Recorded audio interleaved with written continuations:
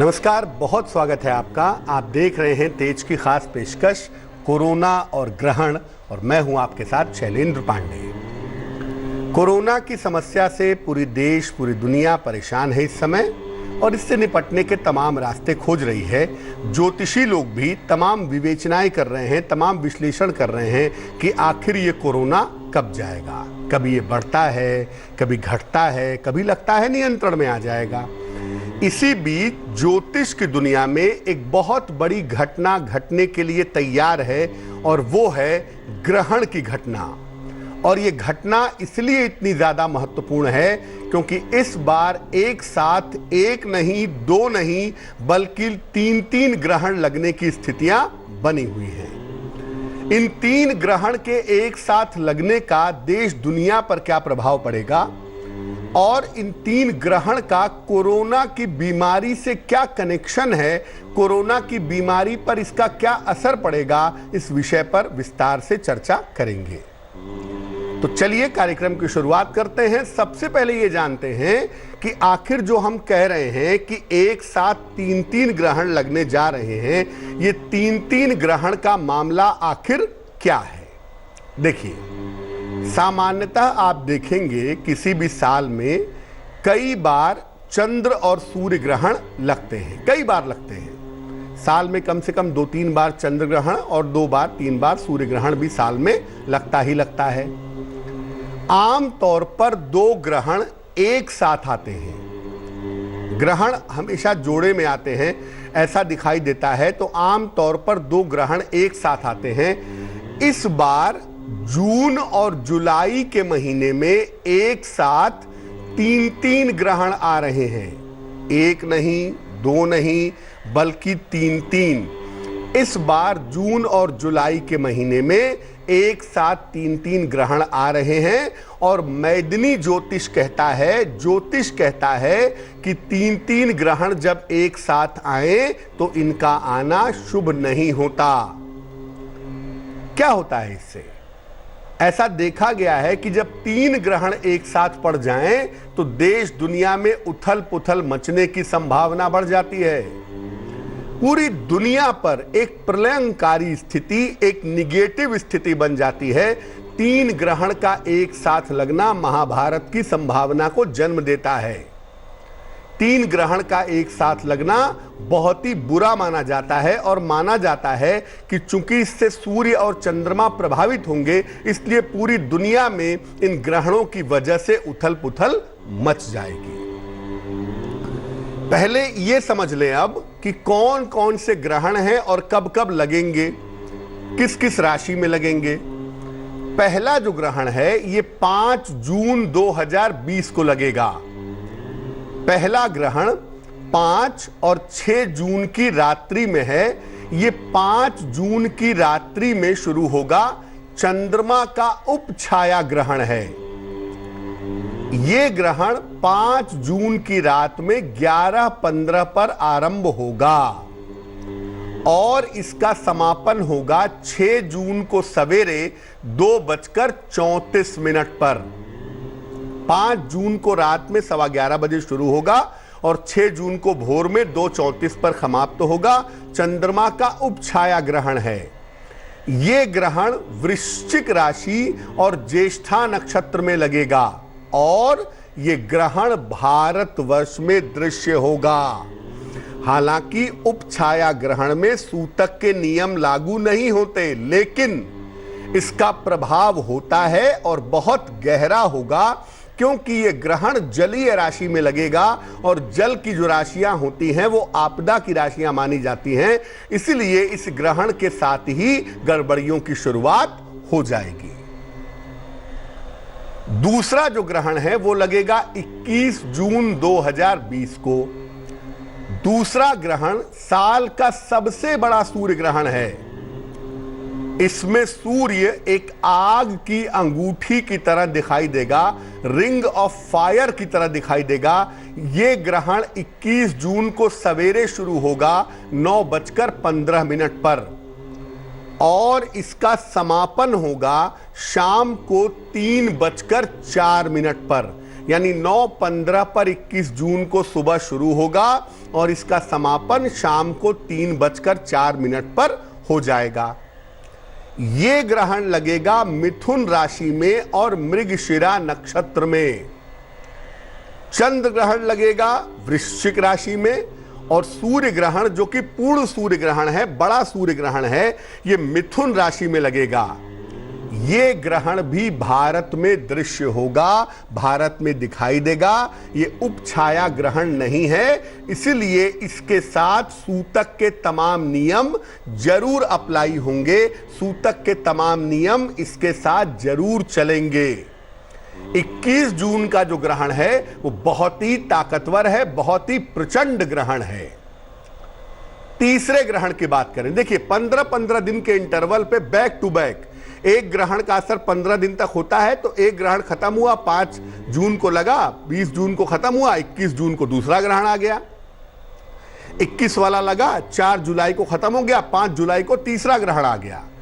तीसरा ग्रहण 5 जुलाई 2020 को लगेगा। ये चंद्रमा का उपछाया ग्रहण है, ये भी चंद्रमा का उपछाया ग्रहण है और ये ग्रहण 3 ग्रहणों की श्रृंखला में अंतिम ग्रहण होगा।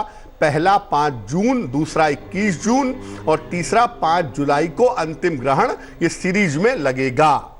ये 5 जुलाई को सवेरे 8:37 पर शुरू होगा और इसका समापन प्रातः काल 11:22 पर होगा। ये ग्रहण धनु राशि और पूर्वाषाढ़ा नक्षत्र में लगेगा।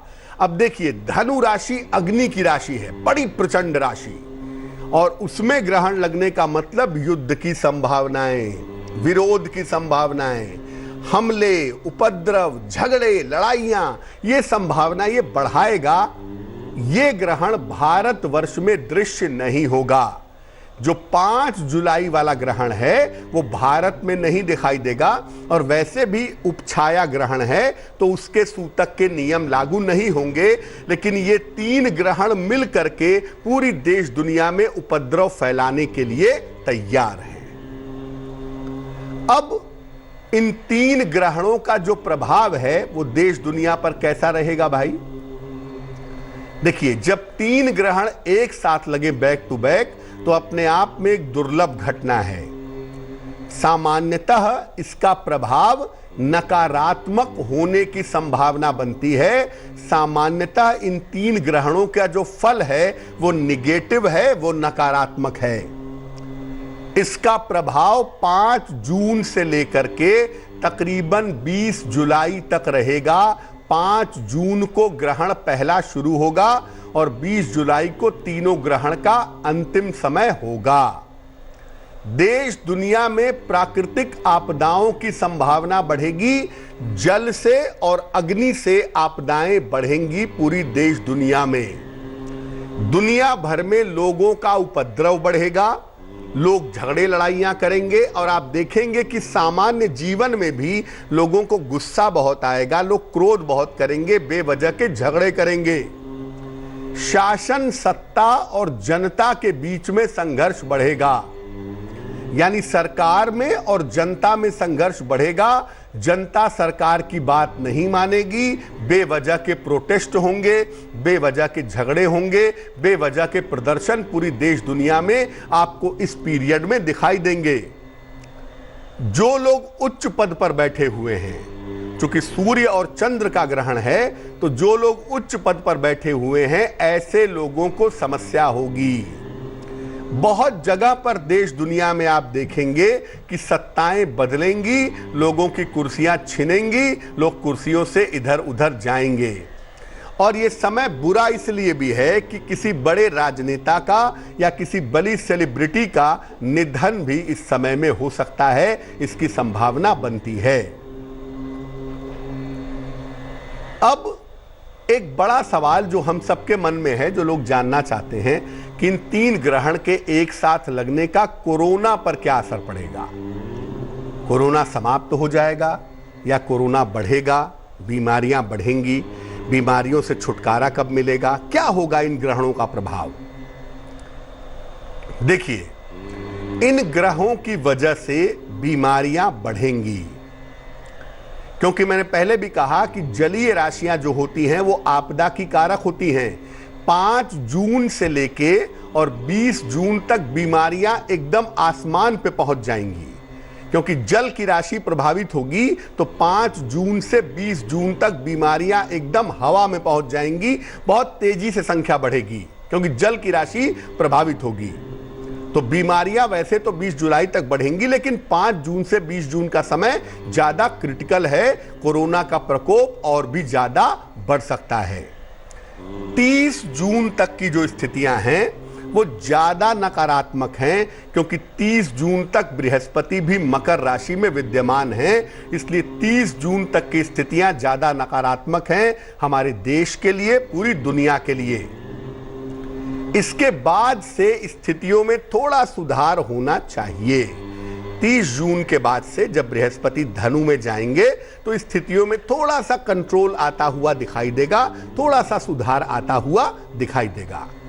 और 20 जुलाई को जब ग्रहणों का प्रभाव पूरी तौर से समाप्त होगा तो कोरोना के नियंत्रण के लिए कुछ राहत की खबर आ सकती है। 30 जून से कोरोना का प्रभाव बहुत हद तक कुछ बेहतर होता दिखेगा और 20 जुलाई के बाद कोरोना के नियंत्रण के लिए कुछ राहत की खबर आ सकती है। लेकिन 5 जून से लेकर के 20 जुलाई तक विशेष सावधानी की आवश्यकता जरूर है। 5 जून से 20 जुलाई तक कोरोना के मामले में सावधानी रखनी होगी और उसमें भी 5 जून से 20 जून का जो समय है उस समय संख्याओं में तेजी से वृद्धि होगी। उस समय कोरोना नियंत्रण के बाहर जाता हुआ दिखाई देगा। लेकिन जैसे ही 30 जून को बृहस्पति राशि अपनी बदल देंगे उसके बाद से ऐसा लगेगा कि धीरे धीरे ये नियंत्रण में आ रहा है और 20 जुलाई 2020 के बाद से कोरोना के कंट्रोल पर कोई अच्छी खबर आ सकती है। हालांकि ओवरऑल अगर हम ज्योतिष गणना की बात करें तो सितंबर के बाद ही कोरोना की कोई वैक्सीन आती हुई दिखाई देती है, यानी सितंबर तक तो हमें इसके साथ रहना ही पड़ेगा। लेकिन जो ग्रहणों का प्रभाव है वो कोरोना को बहुत तेजी से बढ़ा सकता है। देश दुनिया में मुश्किलें बढ़ सकती हैं, कोरोना की समस्या बढ़ सकती है। तो तेज की इस खास पेशकश में फिलहाल बस इतना ही। मुझे दीजिए इजाजत। स्वस्थ रहिए, प्रसन्न रहिए, अपना बहुत ख्याल रखिए और देश दुनिया की तमाम खबरों के लिए देखते रहिए तेज। नमस्कार। लेटेस्ट खबरों के लिए यूं ही देखते रहिए तेज और इस वीडियो के पसंद आने पर लाइक, शेयर एंड सब्सक्राइब करना ना भूलें।